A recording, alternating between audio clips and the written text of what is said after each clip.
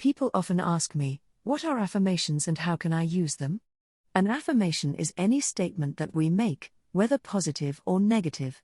If affirmations are used consistently, they become beliefs and will always produce results, sometimes in ways that we cannot even imagine. I've always said, life is simple. What we give out, we get back. We can say out loud or think to ourselves one affirmation all day long, such as all is well, over and over and over. Or we can have a list of 20 affirmations and just say or write one each day. The number of times that we say or write an affirmation is really up to each individual. When we concentrate on these affirmations and start to change our way of thinking, our inner voice immediately reacts to these new thoughts in one of two ways, with fear or with love. If we sense fear, then we need to say to ourselves, "Thank you for sharing. This is a thought that I'll be sending you many times, so get used to it." It's as if our mind is a filing cabinet and these thoughts are new folders that we're placing in it. This is the moment when you're either enjoying or not enjoying your life. What you're feeling now is creating your tomorrows. Isn't that a wonderful thing to know? You are in charge of your life. In this video, Louise gives powerful insight on how to refuse negative thoughts in your life. We can refuse to think certain thoughts. Look how often you have refused to think a positive thought about yourself. Well, you can also refuse to think a negative thought about yourself, too. It seems to me that everyone on this planet that I know or have worked with is suffering from self-hatred and guilt to one degree or another. The more self-hatred and guilt we have, the less our life works. We find we have an inability to speak up for ourselves, and we are always trying to please others. Or we may be angry and explosive all the time. The less self-hatred and guilt we have, the better our lives work, on all levels. This includes the health of the body, too. It has been my experience that the very bottom line for everyone I have worked with is always, "I'm not good enough." And we often add to this, "I don't do enough," or "I don't deserve." Does this sound like you? Always saying or implying or feeling that you are not good enough? But for whom? And according to whose standards? Now, if these negative beliefs are very strong in you, then how can you possibly create a loving, joyous, prosperous, healthy life? Somehow your subconscious beliefs would always be contradicting these objectives and making sure you do not obtain your goals. I find that resentment, criticism, guilt, and fear cause more problems in our bodies and in our experiences than anything else. These feelings come from blaming others and not taking responsibility for our own lives. You see, if we are all 100% responsible for everything in our lives, then there is no one to blame. Whatever is happening out there is only a mirror of our own inner thinking. I am not condoning other people's poor behavior, but we must realize it is our beliefs that attract to us people that will treat us that way. If you find yourself saying, "Everyone always does such and such to me," criticizes me, ignores me, takes advantage of me, or abuses me, then this is your pattern. There is some thought in you that attracts this behavior. On some internal level, you believe you deserve to be treated this way, or you treat other people this way, and it is just coming back to you. Whatever we give out, mental, physical, or verbal, will come back to us. When we no longer think or behave this way, the other people will change their behavior, or they will go and do that to someone else who believes they deserve it. you will no longer be attracting the experiences you say you do not want. Whether we want to change a life experience or a physical problem, the place to begin is to say so. Literally say, I am willing to release the pattern within me that is creating this experience or this condition. You can say this to yourself over and over every time you think of your illness.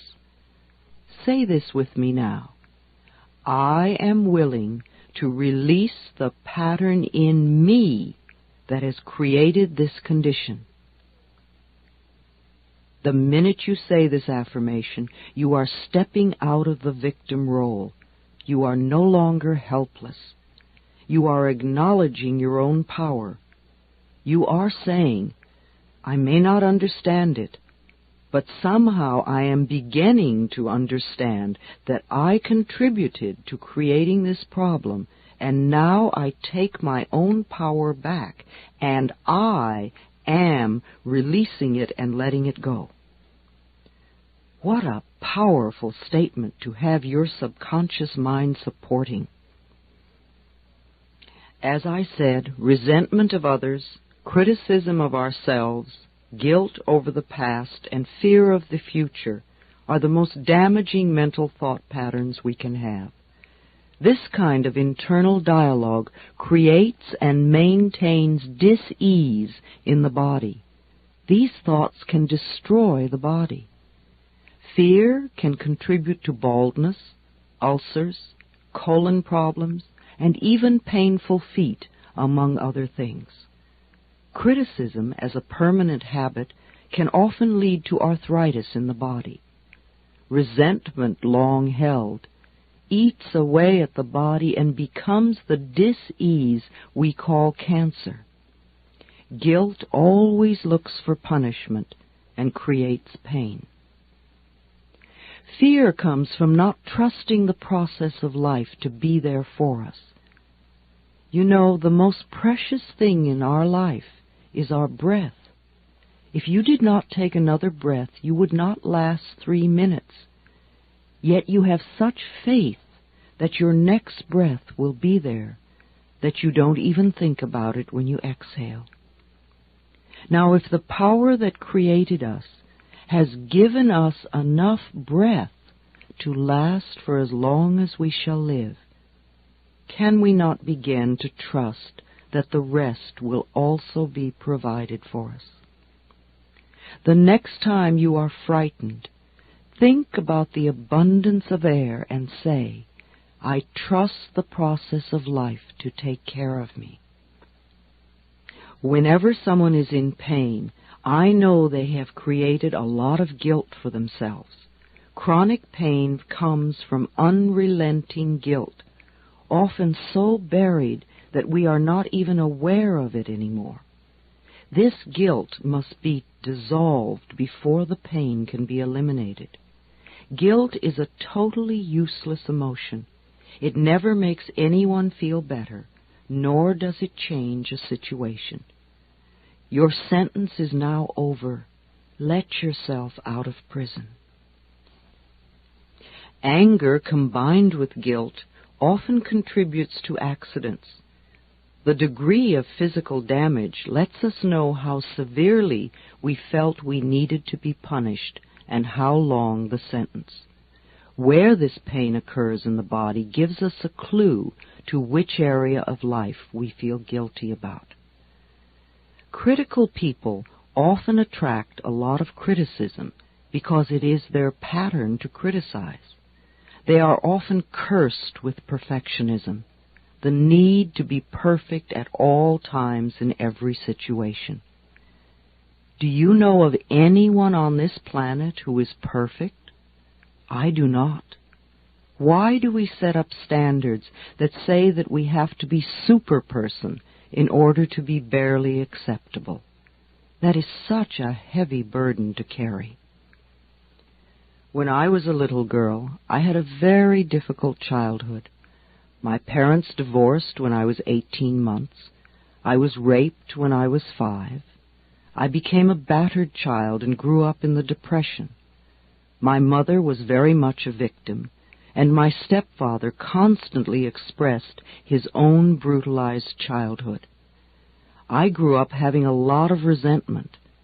I had to create cancer in my own body before I was willing to begin to release that resentment. I am certainly not condoning the behavior of any of the people who mistreated me. However, for me to spend a lifetime just running the old movie, feeling blame and anger and resentment, is not doing me any good in the present moment. I learned that resentment only eats away at me, and it did. In my case, holding on to old blame and feeling resentful for all that they did to me helped to create my disease. Releasing and letting go helped me to heal myself. The past is over and done. We cannot change that now. We can change our attitude toward the past and our thoughts toward the past. How foolish for us to punish ourselves in the present moment because someone else hurt us in the long ago past. It's not worth it. I often say to people who have deep resentment patterns, please begin to dissolve the resentment now when it is relatively easy. Don't wait until you're under the threat of a surgeon's knife and you have to cope with panic too. It is vital that we release foolish, outmoded, or negative ideas and beliefs that do not support us and nourish us. Our concepts of ourselves and of life and of God must support us, not negate us. No matter what our disease, if we choose to believe that we are helpless victims and that it is all hopeless, then the universe will support us in that belief and we will just go down the drain. When people come to me with a problem, I don't care what it is, poor health, lack of money, unfulfilling relationships, or stifled creativity. There is only one thing I ever work on, and that is loving the self. I find that when we really love and accept and approve of ourselves exactly as we are, then everything in life flows.